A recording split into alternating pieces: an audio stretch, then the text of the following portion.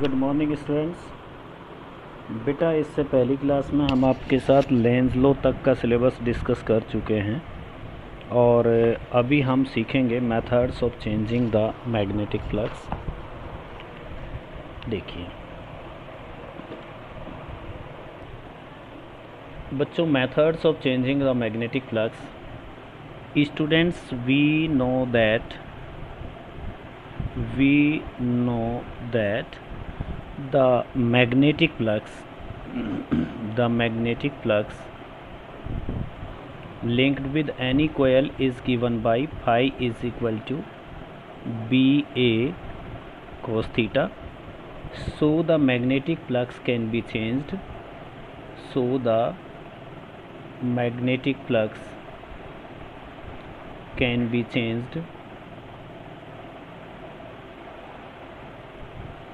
By 3 ways। 3 तरीके से magnetic flux को चेंज किया जा सकता है। नंबर 1 उसमें से जो हमारा फर्स्ट मेथड होगा, bye changing the magnetic field. इसके लिए बच्चों हम ये मान लेते हैं कि कोई मैग्नेटिक फील्ड B1 से चेंज होकर के B2 हो जाता है in time interval del T time में कोई मैग्नेटिक फ्लक्स B1 से चेंज होकर के B2 हो जाता है। तो ऐसी सिचुएशन में चेंज इन फ्लक्स किसके बराबर होगा? Change in magnetic flux can be written as phi is equal to, ये जो आपका मैग्नेटिक फ्लक्स में चेंज आपका किसके बराबर होगा? Phi is equal to B, जो मैग्नेटिक फील्ड लिखा हुआ है ये होगा B2 minus B1 into A cos theta. और बच्चों इस कंडीशन में अगर आपको इंड्यूस्ड EMF कैलकुलेट करना है तो then induced EMF E is equal to minus n D by D T of phi and it can be written as minus n D B A cos theta divided by D T. अब students इसमें सिर्फ और सिर्फ magnetic field change हो रहा है, बाकी other सारे फैक्टर्स कांस्टेंट हैं। तो induced EMF E can be written as minus n constant, A constant, cos theta constant और इनटू dB बाई dt। और इसको अगर आप और भी सिंपल तरीके से लिखना चाहें तो आप लिख सकते हैं E is equal to minus n A cos theta, what is dB? dB is equal to B2 minus B1 and dt is equal to T2 minus T1। तो अगर मैग्नेटिक फील्ड चेंज होने के कारण मैग्नेटिक फ्लक्स चेंज होता है तो change in magnetic flux आप इस फॉर्मूले से निकाल सकते हैं और चेंज इन इंड्यूस्ड EMF को आप इस फॉर्मूले का यूज़ करके कैलकुलेट कर सकते हैं। मैग्नेटिक फ्लक्स को चेंज करने का दूसरा तरीका हो सकता है बच्चों by changing the area capital A. तो इस कंडीशन में जो चेंज इन मैग्नेटिक फ्लक्स होगा, change in magnetic flux can be written as phi is equal to B, और इस कंडीशन में आपका ए चेंज हो रहा है तो ये A2 minus A1 into cos theta. ठीक है, A2 minus A1 into cos theta, ये A1। और इसमें इंड्यूस्ड EMF अगर आपको कैलकुलेट करना है इंड्यूस्ड EMF तो E इज इक्वल टू होगा minus n D by D t, और फाई की जगह आप लिखेंगे B A2 minus A1 into cos theta. Mathematically इस एक्सप्रेशन को आप इस तरीके से रिप्रेजेंट कर सकते हैं, E is equal to minus n, B constant है, cos थीटा कांस्टेंट है और इसको आप चाहें तो dA बाई dt लिख सकते हैं, या फिर इसको minus N B cos theta into A2 minus A1 divided by T2 minus T1 भी लिख सकते हैं। ये हुआ एरिया जब चेंज हो रहा है तो उस कंडीशन में मैग्नेटिक फ्लक्स कैलकुलेट करना और इंड्यूस्ड ईएमएफ कैलकुलेट करना। तीसरा मेथड होता है बच्चों बाय चेंजिंग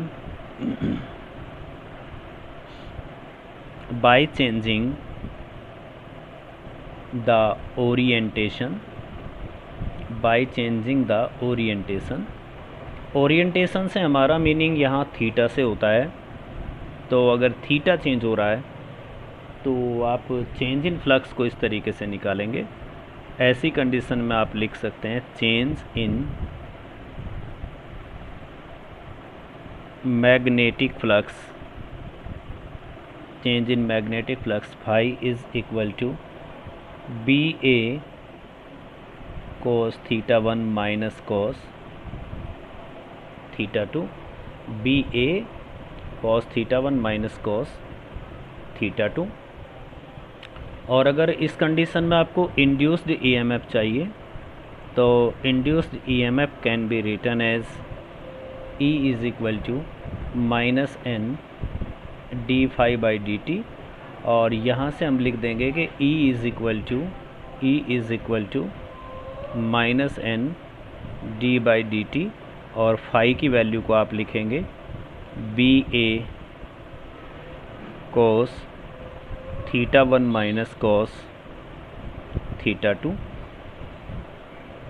और इसमें आप बी ए को कॉमन ले लेंगे। कॉमन मतलब डी बाई डी टी से बाहर निकाल लेंगे, तो माइनस एन बी ए और D by D T of cos theta 2 minus cos theta 1। बेटा इसको आप थीटा 2 माइनस थीटा 1 कर लीजिए, थीटा 2 माइनस थीटा 1। तो बच्चों मैग्नेटिक फ्लक्स को हम 3 मेथड से चेंज कर सकते हैं, मैग्नेटिक फील्ड को चेंज करके, एरिया को चेंज करके, और तीसरा ओरिएंटेशन को चेंज करके। इसके अलावा मैग्नेटिक फ्लक्स को चेंज करने का कोई और दूसरा तरीका नहीं होता है। अब हमारा नेक्स्ट आर्टिकल है बच्चों motional EMF. Motional EMF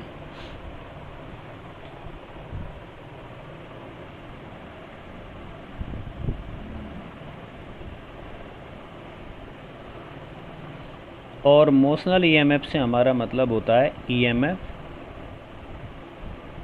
by motion.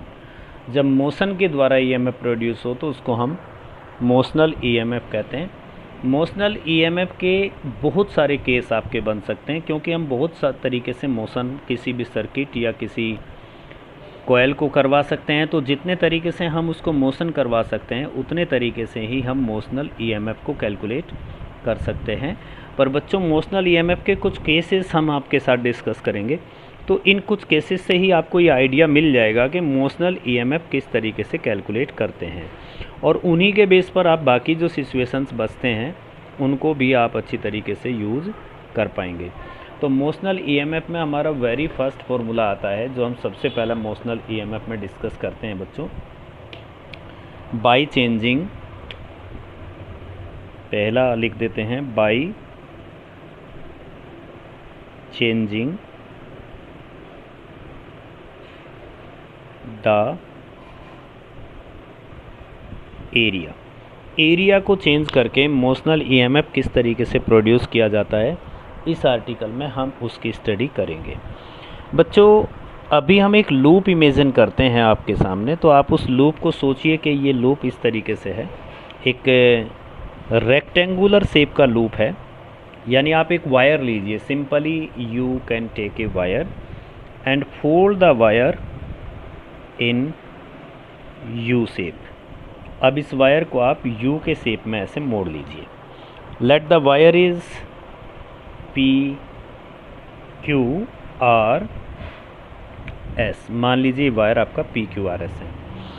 यहाँ जिस स्पेस में ये वायर रखा हुआ है उस पूरे के पूरे स्पेस में एक मैग्नेटिक फील्ड यहाँ ऐसे एग्जिस्ट करता है, और इस मैग्नेटिक फील्ड की डायरेक्शन होती है perpendicular to the board in inward direction. ये बी है और बी इनवर्ड डायरेक्शन में यहाँ पर एग्जिस्ट करता है, जिसको हमने क्रॉस के द्वारा दिखाया है। तो पहला डायग्राम ही समझ लीजिए, मैं स्क्रीन पर डायग्राम ले लेता हूँ। अब बच्चों इस रेक्टेंगुलर वायर के ऊपर एक दूसरा वायर है और वो वायर इस तरीके से रखा हुआ है। मान लीजिए ये M है और ये आपका N है। जब मैं इस मैग्नेटिक फील्ड के कारण इस वायर पर फोर्स निकालता हूं तो उस फोर्स की डायरेक्शन इस तरफ आती है, ये डायरेक्शन इसकी आती है फोर्स की, तो इस पे इस डायरेक्शन में एक फोर्स लगता है। इस फोर्स के कारण ये वायर इस डायरेक्शन में चलना शुरू कर देता है, ये वायर ऐसे इस डायरेक्शन में चलना शुरू कर देता है। तो जब ये वायर इस डायरेक्शन में चलना शुरू कर देगा तो एरिया इज़ कंटिन्यूअसली डिक्रीज्ड। आप देख रहे हैं कि यहाँ पर एरिया लगातार घटता जाएगा, पर हम इस वायर पर फोर्स लगा करके इस वायर को यहाँ तक डिस्प्लेस कर लेते हैं। ये M हो गया, ये N हो गया, यानी कि ये M डैश और N डैश इसकी नई वाली पोजीशन बन गई। तो इस कंडीशन में बच्चों हमने ये वाला एरिया एक्सटेंड कर दिया है, ये वाला एरिया हमने इंक्रीज़ कर दिया। मान लीजिए आपका इंक्रीज़ इन एरिया यहाँ मैं A के द्वारा रिप्रेजेंट कर रहा हूँ, तो ध्यान रखना ये इंक्रीज़ इन एरिया को हम रिप्रेजेंट कर रहे हैं और इसको हम लेंथ को L कह रहे हैं। हम इंक्रीज़ इन एरिया को रिप्रेजेंट कर रहे हैं, हम उसके टोटल एरिया को रिप्रेजेंट नहीं कर रहे हैं। अगर वायर को आप इधर लेना चाहते हैं तो मुझे वायर पर ठीक इतना ही फोर्स, जितना फोर्स इस पर इधर लगा हुआ है, ये फोर्स इस तरीके से लगाना पड़ेगा। तो बच्चों यहाँ हम सबसे पहले निकालते हैं, ये डिस्टेंस अगर x है तो सबसे पहले हम एरिया निकालते हैं, ये एरिया कितना है। तो यहाँ पर एरिया कैलकुलेट किया जाएगा, तो area is equal to, you can write as area A is equal to length into breadth. ये लेंथ हो गई और ये ब्रेड्थ हो गई। अच्छा, अब हम इससे निकालेंगे rate of change of area. अगर आपको एक आध वर्ड दिख नहीं रहा है तो कोई बात नहीं, मैं बोल ज़रूर रहा हूँ, rate of change of area. तो rate of change of area हो गया बच्चों dA/dt, और यहाँ L कांस्टेंट है तो it can be written as dx/dt, and you know that dx/dt is equal to LV। तो rate of change of area हो गया आपका LV। और अब आपको पता है बच्चों कि इंड्यूस्ड EMF का फॉर्मूला क्या होता है। इंड्यूस्ड EMF, अगर हम किसी एक ही टर्न के लिए इसकी बात करते हैं तो इंड्यूस्ड EMF होता है E is equal to minus d∅/dt। तो induced EMF E is equal to d/dt minus d/dt, और इस फाई की जगह हम लिख सकते हैं BA cos 0 डिग्री, क्योंकि यहाँ पर एरिया वेक्टर ऐसे होगा और B भी ऐसे, तो 0 डिग्री बनेगा। यहाँ केवल एरिया चेंज हो रहा है तो आप इसमें B को बाहर लिख सकते हैं, और B को बाहर लिखने से ये बनेगा dA/dt। अब ये जो dA/dt है, ये dA/dt बच्चों आप निकाल चुके हैं, तो आपने इसको निकाला तो ये कितना हुआ -B, और dA/dt आपका LV। अब अगर हम केवल मैग्नीट्यूड की बात करते हैं तो मैग्नीट्यूड के लिए E can be written as E is equal to BLV। Induced EMF जो प्रोड्यूस हो रहा है उसका फॉर्मूला होता है BLV, और ये हमने जो इंड्यूस्ड EMF निकाला है, ये इंड्यूस्ड EMF हमने निकाला है बाय चेंजिंग एरिया। जब एरिया चेंज होता है तो इंड्यूस्ड EMF कितना प्रोड्यूस होता है। अब हमारा आर्टिकल है बच्चों motional EMF by Lorentz force. तो बच्चों यहाँ एक मैग्नेटिक फील्ड पैटर्न मैंने आपको दिखाने की कोशिश की है कि यहाँ एक मैग्नेटिक फील्ड पैटर्न आप देख पा रहे होंगे। ये एक मैग्नेटिक फील्ड पैटर्न है, और ये जो मैग्नेटिक फील्ड पैटर्न है बच्चों, इसकी direction perpendicular to the plane in inward direction है। इस मैग्नेटिक फील्ड के अंदर एक कोई कंडक्टर है, जिस कंडक्टर का नाम हम PQ कह सकते हैं। ये PQ एक कंडक्टर है, यहाँ ये PQ कंडक्टर का क्रॉस सेक्शन एरिया, ये भी इसका क्रॉस सेक्शन एरिया। अब बच्चों इस पी क्यू कंडक्टर के अंदर कोई इलेक्ट्रॉन एग्जिस्ट करता है, ये इलेक्ट्रॉन है इसके अंदर। अब अगर हम इस कंडक्टर को v वेलोसिटी से इस तरफ चलाते हैं या उधर चलाते हैं, इधर चलाते हैं, तो इस कंडक्टर के अंदर जितने भी फ्री इलेक्ट्रॉन्स हैं वो सारे इसके साथ साथ इस डायरेक्शन में v वेलोसिटी से चलते हैं। तो अब सारे के सारे इलेक्ट्रॉन अगर v वेलोसिटी से मैग्नेटिक फील्ड के अंदर चल रहे हैं तो ये सारे इलेक्ट्रॉन एक फोर्स एक्सपीरियंस करते हैं। तो इस कंडक्टर के अंदर जितने भी इलेक्ट्रॉन्स होते हैं सारे इलेक्ट्रॉन्स पर एक फ़ोर्स लगता है। अगर उस फोर्स की डायरेक्शन हम निकालना चाहें या उसकी वैल्यू हम निकालना चाहें तो बच्चों उस फोर्स की वैल्यू होती है F is equal to charged particle पर वर्क करने वाला फोर्स, वो होता है Q V B sine theta, और यहाँ थीटा इस केस में 90 डिग्री। तो हर एक चार्ज पार्टिकल पर काम करने वाला फोर्स होता है QVB। अब ये जो फोर्स है, इस फोर्स के कारण इसके अंदर के जो इलेक्ट्रॉन्स हैं वो इलेक्ट्रॉन सारे के सारे एक एंड से दूसरे एंड की ओर चलने लगते हैं, P से Q की ओर। अगर हम इसको P कहें और इसको हम Q कहते हैं तो सारे इलेक्ट्रॉन इस डायरेक्शन में चलने लगते हैं, जिससे इसका Q एंड नेगेटिव बन जाता है और P एंड पॉजिटिव बन जाता है। मतलब P हायर पोटेंशियल पर होता है और Q लोअर पोटेंशियल पर होता है। तो जैसे ही चार्ज यहाँ से यहाँ तक जाएगा तो वर्क डन करना पड़ेगा। तो यहाँ पर कहते हैं the work done by the charge from P to Q। अब वो W is equal to work done होता है फोर्स इंटू डिस्प्लेसमेंट। तो फोर्स हो गया आपका QVB और डिस्प्लेसमेंट यहाँ से यहाँ तक उसको कितना करना पड़ेगा, अगर इसकी लेंथ L है तो इंटू L। तो बच्चों इंड्यूस्ड EMF होता है, induced EMF E is equal to W by Q। तो इंड्यूस्ड EMF E को हम लिख सकते हैं QVB L अपॉन Q, और Q से Q cancel. So E is equal to वही सिमिलर फॉर्मूला जो आपको पहले प्राप्त हुआ था। तो इसका मतलब मोशनल EMF का जो फॉर्मूला होता है वो लॉरेंज फोर्स के द्वारा या बाय चेंजिंग एरिया या by changing magnetic field also, वो आपका E is equal to BVL होता है। इसी कड़ी में नेक्स्ट आर्टिकल है बच्चों motional EMF due to rotation of conducting rod. और इसको आप ऐसा समझ सकते हैं कि मान लीजिए हमारे पास एक कंडक्टिंग रॉड है और उस कंडक्टिंग रॉड को हम मैग्नेटिक फील्ड के अंदर रोटेट कर रहे हैं ओमेगा एंगुलर स्पीड से। आप डायग्राम देख लो पहले, इसके बाद हम कैलकुलेशन करेंगे। इस तरीके से यहाँ इस स्पेस में एक मैग्नेटिक फील्ड एग्जिस्ट करता है जिसकी डायरेक्शन इनवर्ड है, perpendicular to the plane in inward direction. और ये मान लीजिए इसकी रेडियस है स्मॉल r, और हम इस रोड को, यहाँ एक रोड है, ये r लेंथ की मान लीजिए या l लेंथ की मान लीजिए, रोड की लेंथ को आप l मान सकते हैं। और इस रोड को आप ऐसे घुमा रहे हैं v वेलोसिटी से, जहाँ पर इसकी एंगुलर वेलोसिटी ओमेगा है, v या ओमेगा। ये आपकी रोड है इस तरीके से जिसको आप रोटेट कर रहे हैं, ये इसका सेंटर है। तो बच्चों कुछ टाइम में, डेल्टी टाइम में, ये रोड घूम करके रोटेट हो करके मान लीजिए यहाँ पर आ जाती है। रोड के द्वारा जो रोटेट होने वाला एंगल है, जितना एंगल इस रोड ने रोटेट किया है उस एंगल को हम मान सकते हैं कि this angle is del theta, और ये तो एल लेंथ है ये आपकी। और अब हम इसका एरिया निकालना चाहेंगे। ये जो एरिया है, हम इस एरिया को, मतलब इस रोड ने कितना एरिया कवर किया। तो अब आपने डायग्राम देख लिया है तो अब आप कैलकुलेशन देखना शुरू करें। द एरिया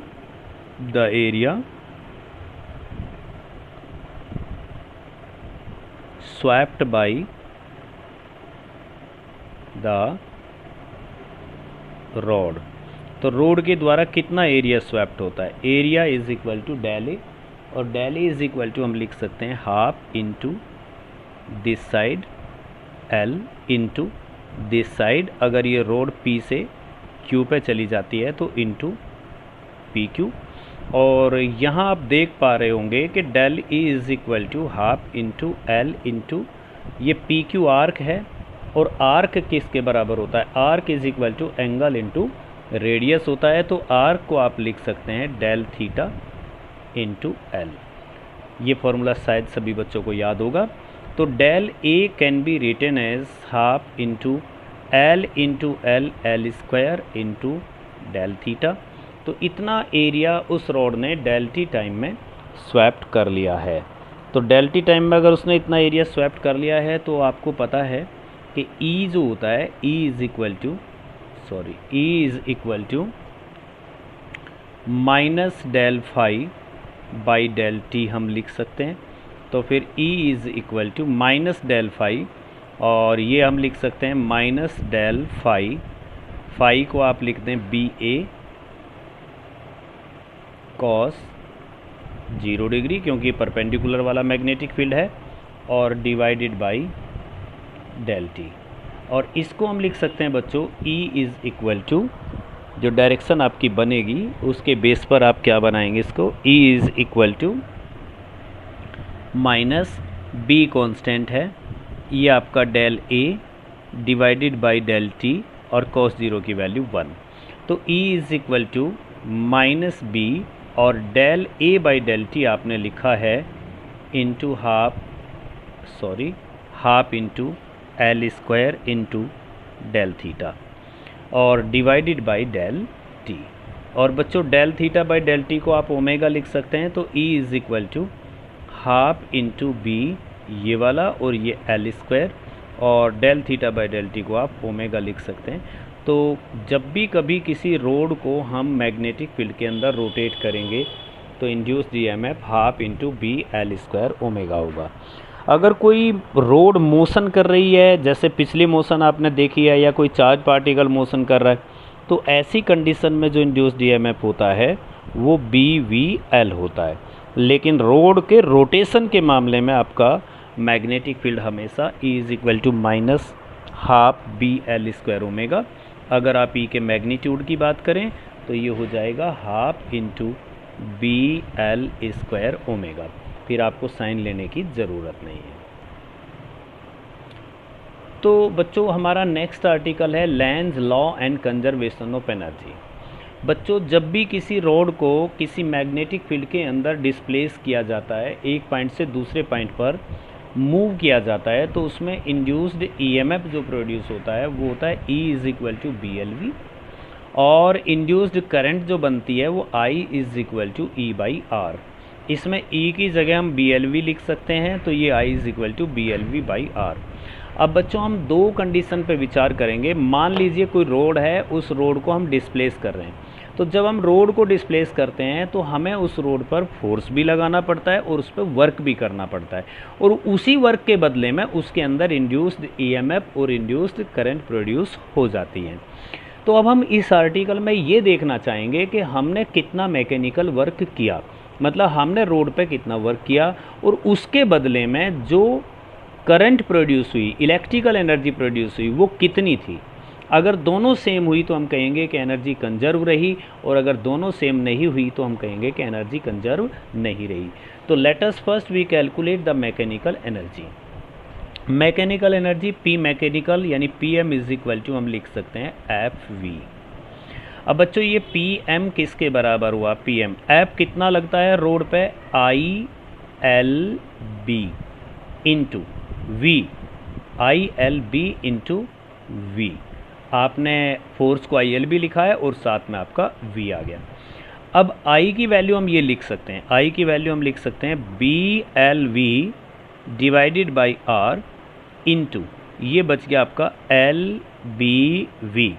तो स्टूडेंट यहाँ पी मैकेनिकल जो प्रोड्यूस हुआ है वो हुआ B into B, B square, L into L, L square, और V into V, V square, और डिवाइडेड बाई आर।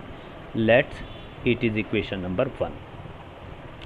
इतनी मैकेनिकल एनर्जी हमें खर्च करनी पड़ी रोड को, एल लेंथ की रोड को वी वेलोसिटी से चलाने के लिए। अब हमने इतनी एनर्जी खर्च कर दी, तो इसके बदले में प्रोड्यूस कितनी हुई उसको भी एक बार देख लेते हैं। इसके बदले में जो प्रोड्यूस हुई उसको हम कहते हैं इलेक्ट्रिकल एनर्जी, इसको हम पी इलेक्ट्रिकल और P इलेक्ट्रिक होता है I²R। तो P electric is equal to, बच्चों I की जगह हम लिख सकते हैं BLV डिवाइडेड बाई R का होल स्क्वायर इंटू R, और इसको हम लिख सकते हैं कि PE is equal to B² L² V² upon R² into R।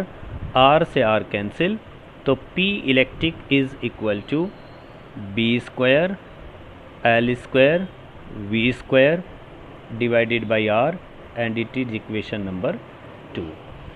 तो ये हुआ P इलेक्ट्रिक, ये P mechanical. From equation 1 and 2, from equation 1 and 2, equation 1 और 2 से you can see that P mechanical is equal to P electrical. जितना P mechanical उतना ही P electrical. तो energy is conserved, energy is conserved, बस इसका मतलब बच्चों लेंज लॉ जो होता है वो एनर्जी कंजर्वेशन का ही दूसरा फॉर्म है। और हम किसी भी रॉड को अगर मैग्नेटिक फील्ड के अंदर डिस्प्लेस करते हैं तो उस केस में एनर्जी हमेशा कंजर्व रहती है। और एनर्जी कंजर्व रहने का हमारा मतलब है कि जितनी एनर्जी हम उसको प्रोवाइड करते हैं मैकेनिकल एनर्जी के फॉर्म में, उतनी ही एनर्जी उस रॉड के अंदर इलेक्ट्रिक फॉर्म में क्रिएट हो जाती है। Okay student.